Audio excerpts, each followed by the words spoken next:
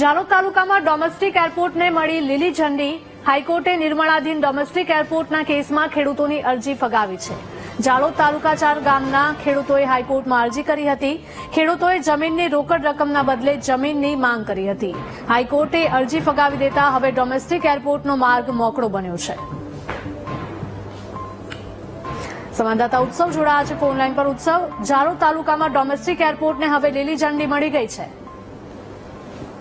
જી હિરલ, જે જાલોદ તાલુકાની અંદર જે ડોમેસ્ટિક એરપોર્ટને લઈને જે વિરોધ, જે 4 ગામના જે ખેડૂતો છે તેમના દ્વારા જે વિરોધ કરવામાં આવ્યો હતો, ક્યાંક ને ક્યાંક જે ખેડૂતોની અંદર જે જમીન જતી હોય તેનો વિરોધ કરવામાં આવતો અને જે ખેડૂતો દ્વારા, જે 4 ગામના ખેડૂતો દ્વારા જે હાઈકોર્ટના દ્વાર ખખડાવવામાં આવે છે, ત્યારે જે હાઈકોર્ટે જે અરજી છે તે ફગાવી દેતા હાલ તો જે ખેડૂતોની અંદર જે નારાજગી જોવા મળી રહી છે। આવનારા સમયમાં હવે જોવું રહ્યું કે ડોમેસ્ટિક એરપોર્ટને જે લીલી ઝંડી મળી ગઈ છે તો ખેડૂતો દ્વારા શું કરવામાં આવશે।